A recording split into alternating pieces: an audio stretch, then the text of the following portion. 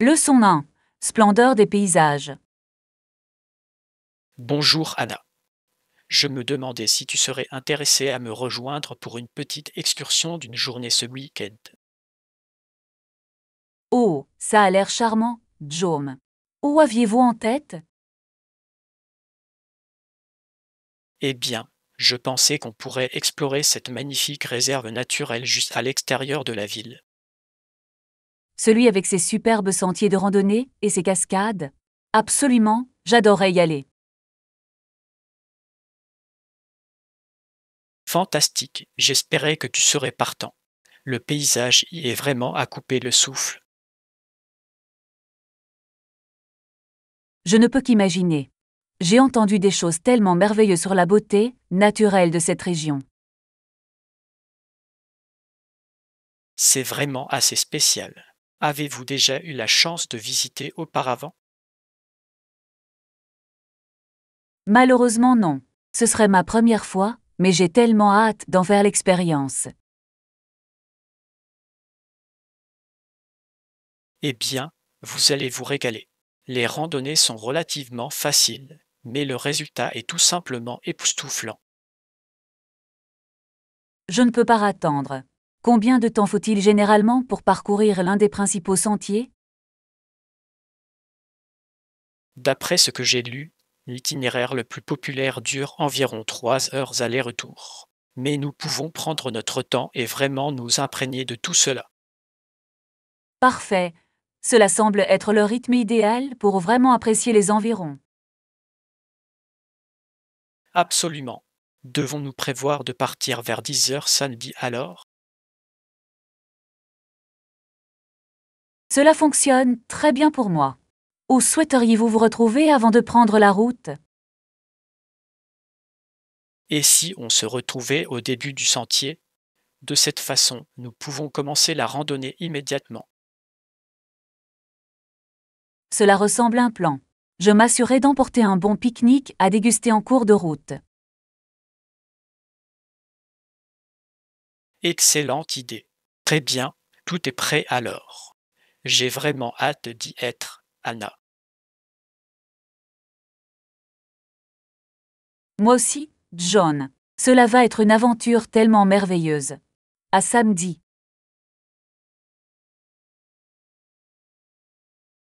Absolument. J'ai hâte. Passez une bonne fin de semaine. Leçon 2. Productivité structurée. Bonjour, Anna. Je voulais discuter avec vous de quelque chose qui m'a été très utile ces derniers temps. Oh, dis-le. Je suis toujours impatient de découvrir de nouveaux trucs et astuces en matière de productivité. Eh bien, j'ai fait des efforts pour avoir un emploi du temps plus cohérent et cela a fait une grande différence. Oh, c'est une excellente idée. Je peux voir à quel point le maintien d'une routine régulière pourrait vraiment améliorer la concentration et l'efficacité. Exactement. Je trouve que lorsque j'ai un emploi du temps cohérent, cela me permet de rester organisé et sur la bonne voie. Je suis d'accord, il est très important d'avoir cette structure en place. Cela nous aide à rester disciplinés et à tirer le meilleur parti de notre temps. Certainement. Et il n'est pas nécessaire que cela soit rigide, il est très utile de simplement consacrer certains blocs de temps à des tâches spécifiques. Absolument. Cette flexibilité au sein de la structure est essentielle. Cela évite l'épuisement professionnel tout en nous gardant responsables. Exactement. Et cela m'a permis d'être plus intentionnel dans la façon dont je passe mes journées. C'est fantastique, John. Avoir cette clarté et ce but dans votre routine doit être très gratifiant. C'est vraiment le cas. J'ai l'impression d'en faire beaucoup plus, mais sans stress. C'est merveilleux à entendre. L'équilibre travail-vie personnelle est crucial et un horaire cohérent peut faire une grande différence. Absolument. D'accord, je devrais probablement y aller, mais je voulais juste partager cette astuce avec vous. Je suis tellement contente que tu l'aies fait, John. C'est un excellent rappel pour moi d'évaluer mon propre emploi du temps et de voir où je peux introduire plus de structure. Essayez-le certainement. Je pense que vous serez surpris de voir à quel point vous pouvez être plus concentré et productif. Je garderai certainement cela à l'esprit. Merci pour cette conversation perspicace, John.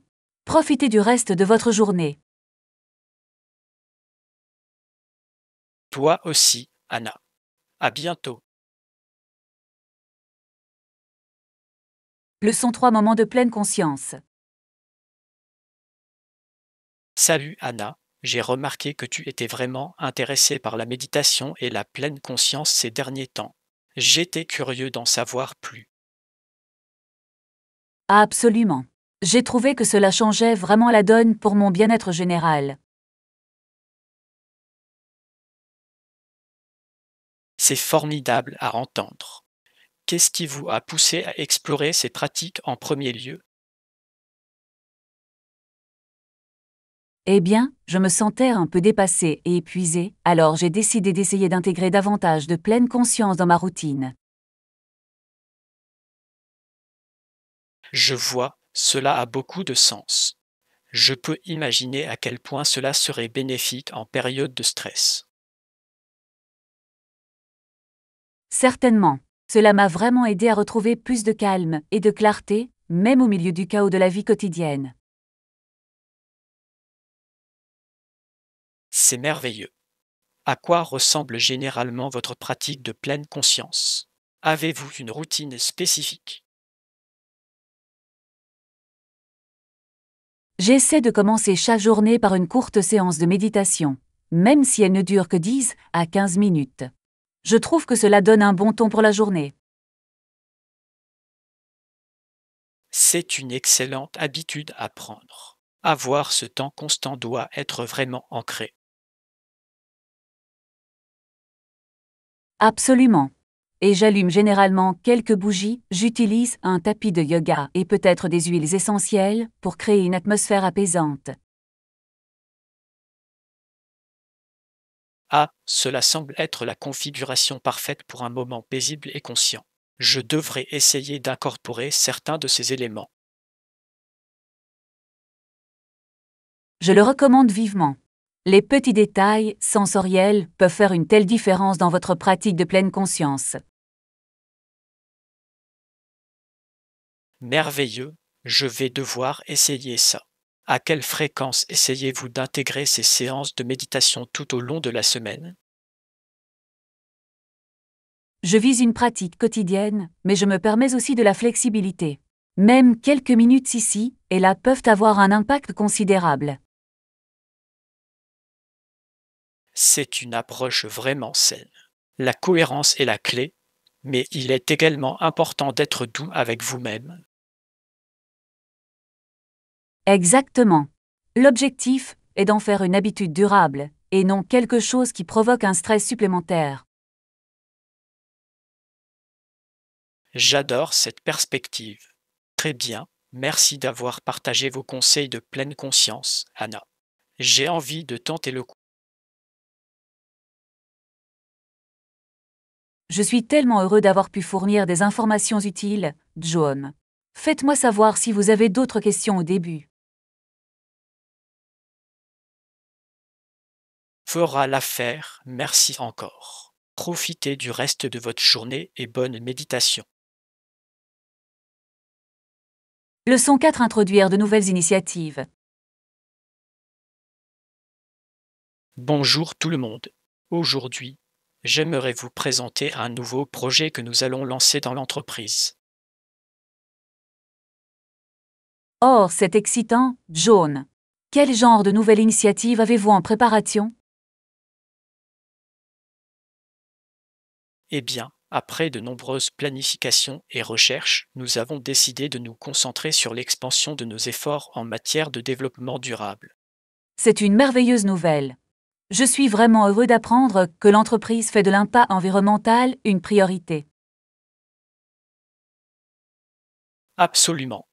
Nous pensons qu'il est crucial que les entreprises comme la nôtre jouent un rôle plus actif dans les pratiques respectueuses de l'environnement. Je suis tout à fait d'accord. Quel type d'initiative durable spécifique allez-vous mettre en œuvre? Excellente question. Pour commencer, nous passerons à des sources d'énergie renouvelables pour nos opérations. C'est une première étape fantastique. Réduire l'empreinte carbone de l'entreprise est très important de nos jours. Certainement. Nous envisageons également de revoir nos programmes de gestion des déchets et de recyclage. Excellent, ce sont tous des domaines vitaux à aborder. Je suis vraiment impressionné par l'ampleur de ce projet. Merci, Anna. Nous espérons que ces changements bénéficieront non seulement à l'environnement, mais qu'ils inspireront également nos employés et nos clients. Je suis sûr qu'ils le feront. Donner un bon exemple de responsabilité sociale d'entreprise a un impact considérable. Exactement. Très bien, je ne manquerai pas de vous tenir au courant, vous et le reste de l'équipe, de l'avancement de cette initiative. S'il te plaît, fais-le, John. Je suis vraiment ravi de voir les résultats positifs qui découlent de ces efforts de développement durable. Merveilleux, j'apprécie votre enthousiasme. D'accord, je devrais y aller, mais merci pour votre temps. Bien sûr, Jean. J'ai hâte de soutenir ce nouveau projet de toutes les manières possibles. Passez une bonne fin de journée. Toi aussi, Anna. On se retrouve plus tard. Leçon 5. Cultiver la main verte. Bonjour, Anna. Je voulais vous questionner sur quelque chose en rapport avec mon nouveau projet de jardin. Oh, un projet de jardin? Dis-le, John. Je serai heureux de vous offrir tout ce que je peux.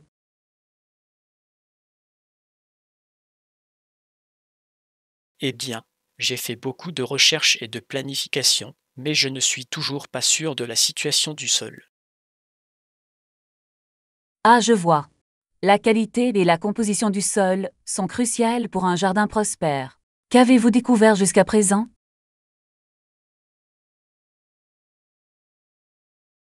D'après ce que j'ai lu, il semble qu'un bon terreau bien drainé serait la voie à suivre. Absolument, c'est une excellente base. Et vous souhaiterez probablement également le compléter avec un engrais liquide équilibré. Ah, bon appel. Je me posais des questions sur l'aspect engrais. Quel type de ratio dois-je viser?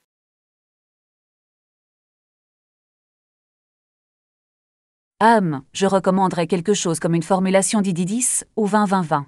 Ce rapport pK équilibré donnera à vos plantes un bon coup de pouce nutritionnel.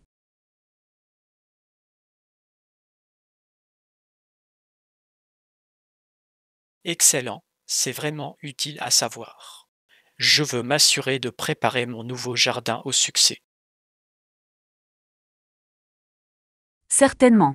Il est essentiel de fournir les bonnes conditions de sol et les bons nutriments, surtout au début.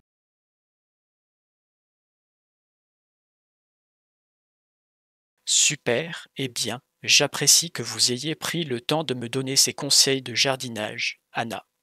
Tout cela est si nouveau pour moi. Bien sûr, Jean. Je suis heureux de partager ce que j'ai appris. Le jardinage peut être un passe-temps très enrichissant. J'ai vraiment hâte de me salir les mains, pour ainsi dire. À quelle fréquence devez-vous généralement fertiliser?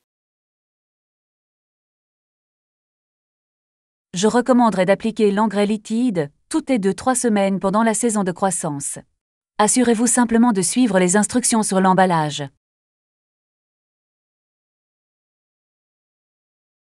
Merveilleux, bon à savoir. D'accord, je devrais vous laisser partir, mais merci encore pour les conseils de jardinage. À tout moment, John.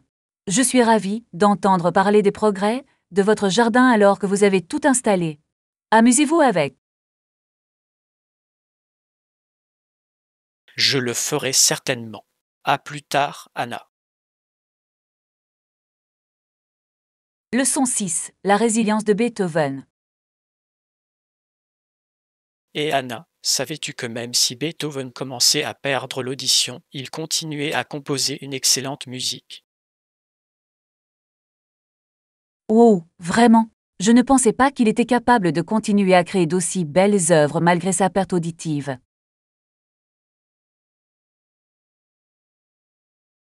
Absolument.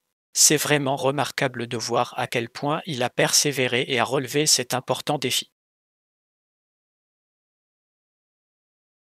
C'est tellement inspirant. Je ne peux même pas imaginer à quel point cela a dû être difficile pour lui, mais il a refusé de se laisser arrêter. Exactement. Même si son audition se détériorait, il restait dévoué à son métier et à sa vision artistique. Ce genre de détermination et de passion inébranlable est tellement admirable. Cela témoigne vraiment de la puissance de l'esprit humain. Je ne pourrais pas être plus d'accord. L'histoire de Beethoven témoigne de la résilience de l'esprit créatif. Certainement. Cela montre que même face à l'adversité, les vrais artistes trouveront un moyen de s'exprimer.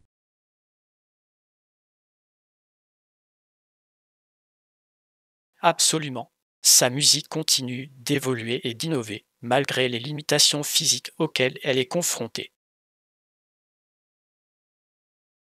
C'est vraiment impressionnant. Pensez-vous que sa paire auditive a réellement influencé le style et l'émotion de ses œuvres ultérieures? C'est une excellente question. De nombreux chercheurs pensent que c'est le cas, de manière fascinante et complexe. Fascinant. J'aimerais en savoir plus sur la façon dont ces luttes personnelles ont pu façonner la profondeur et le caractère poignant de ses compositions. Moi aussi.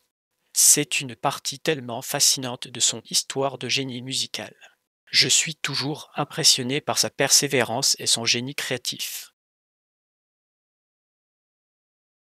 Tout comme moi. L'héritage de Beethoven est un exemple véritablement inspirant de l'esprit humain indomptable. Absolument. D'accord, je devrais probablement y aller, mais merci pour cette discussion stimulante, Anna. Bien sûr, Jean. J'ai vraiment aimé discuter du parcours remarquable de Beethoven. C'est tellement inspirant. Je ne pourrais pas être plus d'accord. Passez une bonne fin de journée. Leçon cette manigance effrayante.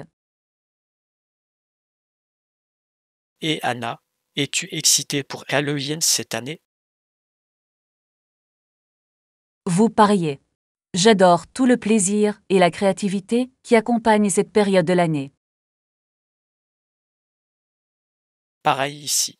Il y a quelque chose de tellement fantaisiste et ludique à se déguiser en costume. Certainement.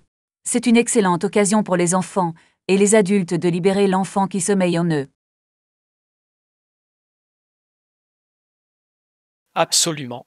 J'ai hâte de voir toutes les idées de costumes intelligentes et créatives que les gens proposent. Moi non plus. Avec quoi comptez-vous vous habiller cette année?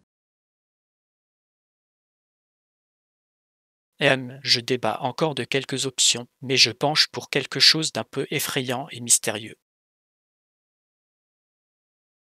Oh, intrigant. Un thème obsédant ou surnaturel pourrait être vraiment amusant. Oui, Je pense que ce serait un bon changement de rythme par rapport aux costumes plus légers. À coup sûr. Et vous vous démarquerez certainement dans une foule pleine de super-héros et de princesses. Ah, c'est vrai. Et vous, avez-vous déjà choisi votre costume? Je pense y aller en sorcière cette année.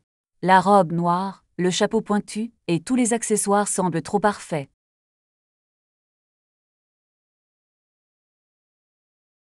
Excellent choix. Ce sera certainement un succès. Vous devrez m'envoyer une photo lorsque vous aurez la tenue complète. Absolument. J'ai hâte d'entrer dans la peau du personnage. Ça va être génial.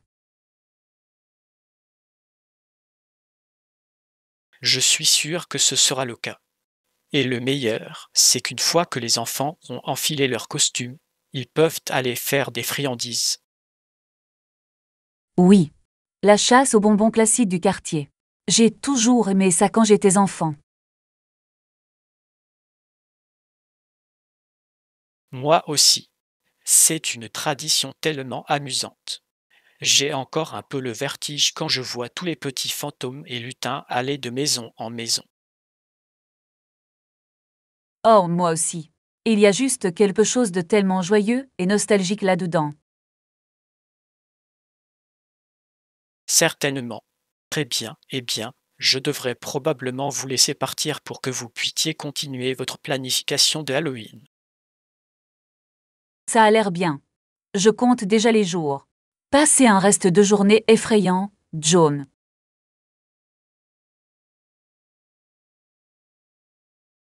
Toi aussi, Anna. J'ai hâte de voir toutes vos manières de sorcière. Leçon 8. Suggestion coquine. Salut, Anna. Je pense faire de la sauce pour pâtes maison ce week-end. Avez-vous des suggestions de recettes que je pourrais essayer? Oh, la sauce pour pâtes maison a l'air délicieuse. J'ai une recette familiale fantastique que je serais heureux de partager. Ce serait incroyable, Anna. Je cherche toujours à élargir mon répertoire en cuisine. Merveilleux. D'accord, la clé d'une sauce pour pâtes authentique et vraiment savoureux est de commencer avec des tomates mûres de haute qualité. Compris, c'est logique. Quel type de tomates utilisez-vous généralement? J'aime accompagner un mélange de tomates italiennes et de tomates cerises ou raisins pour plus de douceur. Cela semble être un bon équilibre. Quels sont les autres ingrédients indispensables? Eh bien, vous aurez certainement envie de faire revenir des oignons et de l'ail, comme base. Ensuite, j'aime ajouter du basilic frais, de l'origan et un peu de vin rouge. Ouh, l'ajout de vin rouge semble vraiment intensifier la saveur. Je prends des notes. Absolument. Et n'oubliez pas de laisser mijoter un moment pour que toutes les saveurs se mélangent vraiment.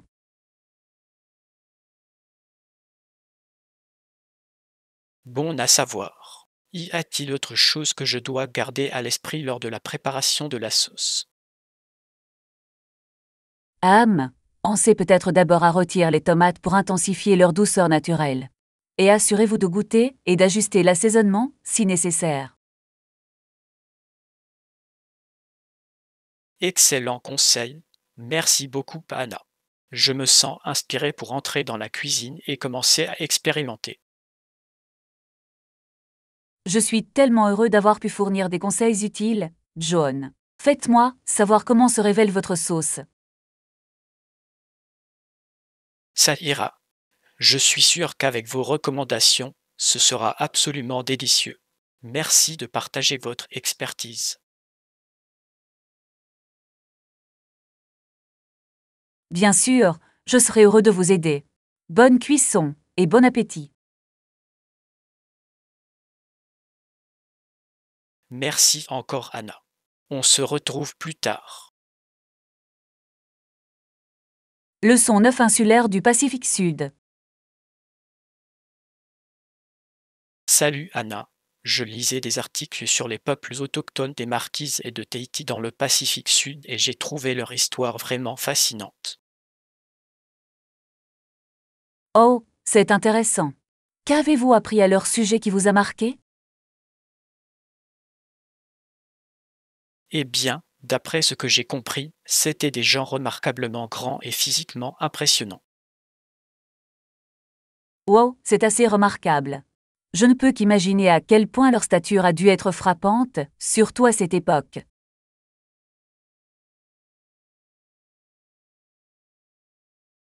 Certainement. Les récits les décrivent comme mesurant en moyenne bien plus de 6 pieds. Incroyable. Je me demande quels facteurs ont contribué à leur taille et à leur prouesse physique exceptionnelle. Il semble que ce soit probablement une combinaison de leur régime alimentaire d'origine, de leur mode de vie actif et peut-être même de certains facteurs génétiques. Cela a du sens. Vivre dans un environnement aussi tropical et riche en ressources leur conférait probablement un réel avantage physique. Exactement. Et ils étaient également connus pour être d'excellents navigateurs et marins, traversant les vastes eaux du Pacifique Sud. C'est tellement impressionnant. Le niveau de compétence et de connaissances requis pour ce type de voyage en haute mer est vraiment remarquable.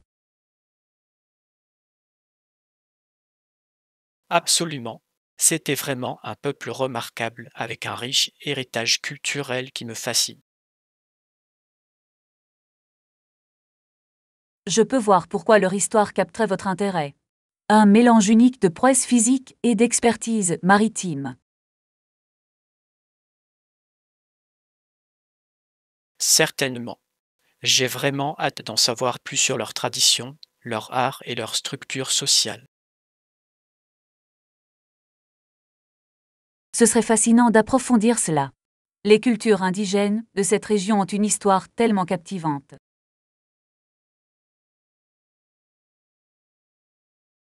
En effet. D'accord, je devrais probablement te laisser partir, mais merci d'en avoir discuté avec moi, Anna. Bien sûr, Jean. J'aime toujours découvrir de nouvelles cultures et perspectives historiques avec vous. De même, on se retrouve plus tard. Leçon 10. Pique-niquer avec un but. Bonjour, Anna. Quelle belle journée pour un pique-nique, vous ne trouvez pas? Absolument, John. Je suis vraiment enthousiaste. Mais vous savez, nous n'allons pas simplement faire un pique-nique ordinaire aujourd'hui, n'est-ce pas? C'est vrai, nous avons prévu un événement spécial. J'ai vraiment hâte d'y être. Moi aussi.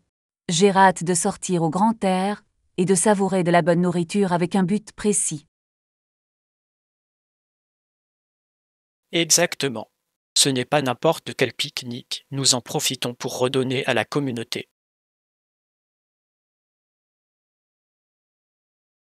Certainement. J'adore le fait que nous transformions cela en un événement caritatif. Qu'avais-tu en tête? Eh bien, j'ai pensé que nous pourrions emporter de la nourriture et des fournitures supplémentaires pour les donner au refuge local. Merveilleuse idée. Je suis sûre qu'ils apprécieraient vraiment votre soutien, surtout avec le réchauffement climatique. Absolument. Et je pensais aussi que nous pourrions collecter tous les vêtements ou articles ménagers légèrement usagés que les gens souhaitent donner. C'est génial, John. C'est un excellent moyen de désencombrer et d'aider en même temps ceux qui en ont besoin. Exactement. Je veux que ce pique-nique ne se limite pas à profiter d'une bonne compagnie et d'une bonne nourriture. Je ne pourrais pas être plus d'accord. C'est l'occasion idéale de répandre un peu de gentillesse et de faire une réelle différence. Certainement. Très bien, j'ai le panier pique-nique tout emballé et prêt à partir. Devons-nous partir? Oui, faisons-le. Je suis tellement excitée de voir combien nous pouvons collecter pour soutenir la communauté locale. Moi aussi. Cela va être une journée merveilleusement significative. En avant le pique-nique. Leçon 11. Brainstorming pour une cause. Salut Anna, je voulais faire un suivi avec toi sur cette idée dont nous avons discuté la semaine dernière. Oh, absolument, John. J'y ai beaucoup réfléchi et j'ai vraiment hâte de m'y plonger. Merveilleux. Je suis content que tu sois toujours à bord.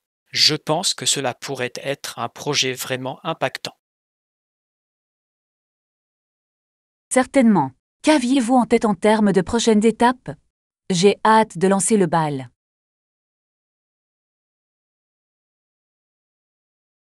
Eh bien, je pense que la première chose que nous devrions faire est d'organiser une réunion pour étoffer les détails et réfléchir davantage. Cela semble être un excellent plan. Quel serait le meilleur moment pour vous? Je suis libre à tout moment la semaine prochaine. Homme, voyons. Et mardi après-midi, est-ce que 14 heures, ça vous convient? Parfait, ça me convient très bien. Je bloquerai cette heure dans mon calendrier. Merveilleux. J'ai vraiment hâte d'approfondir cela et d'élaborer un plan solide. Pareil ici. J'imagine déjà l'impact positif que cette initiative pourrait avoir. Moi aussi. Très bien. Je m'assurerai d'envoyer une invitation à une réunion avec tous les détails. Ça a l'air bien. Je vais garder un œil sur ça. Cela va être tellement excitant. Absolument. D'accord, je vous laisse partir pour l'instant, mais je vous verrai mardi. Parfait. Je ne peux pas attendre. On se retrouve plus tard, John. Toi aussi, Anna. Passez une bonne fin de journée. Leçon 12. Agrandir la famille.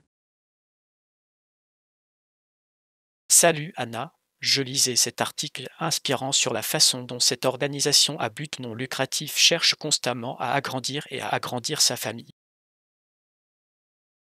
Wow, c'est vraiment fascinant. J'aime l'idée de travailler intentionnellement pour développer et élever une communauté de cette manière. Absolument. Il semble avoir une approche très holistique et solidaire, non seulement en fournissant des services, mais en élevant véritablement les gens. C'est tellement admirable. Cela doit faire une énorme différence dans la vie de ceux qu'ils peuvent atteindre et avec lesquels ils peuvent se connecter. Certainement.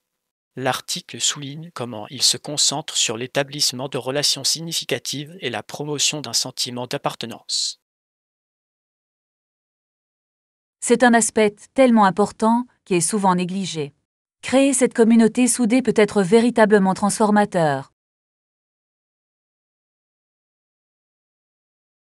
Je ne pourrais pas être plus d'accord. Cela va au-delà de la simple satisfaction des besoins fondamentaux. Il s'agit de nourrir la personne dans sa globalité. Exactement. Et j'imagine que cela cultive un merveilleux cycle de soutien et d'autonomisation au sein de l'organisation. Certainement. Il semble qu'il est à la base une mission très intentionnelle et axée sur des valeurs. C'est tellement inspirant. J'aimerais en savoir plus sur leurs programmes et initiatives spécifiques. Moi aussi. Je suis vraiment curieux d'approfondir la manière dont ils réalisent ce travail sur le plan pratique. Absolument. C'est le genre d'approche qui, je pense, pourrait être reproduite et avoir un impact important dans les communautés du monde entier. Convenu. Je me sens motivé à l'idée de voir s'il existe des organisations similaires dans notre région dans lesquelles nous pourrions potentiellement nous impliquer. C'est une merveilleuse idée, John. S'associer à un groupe comme celui-là pourrait être incroyablement gratifiant. Certainement. Très bien, je vais devoir faire quelques recherches et voir quelles options existent. Cela a été une conversation vraiment inspirante. Je suis tellement contente que tu aies partagé ça avec moi, John. C'est le genre d'histoire qui vous rappelle vraiment le pouvoir de la communauté. Je n'aurais pas pu le dire mieux moi-même. D'accord, je devrais probablement y aller, mais j'apprécie que vous preniez le temps d'en discuter avec moi. Bien sûr, à tout moment. J'ai hâte d'en savoir plus sur ce que vous trouverez dans vos recherches. Ça ira. Passez une bonne journée, Anna.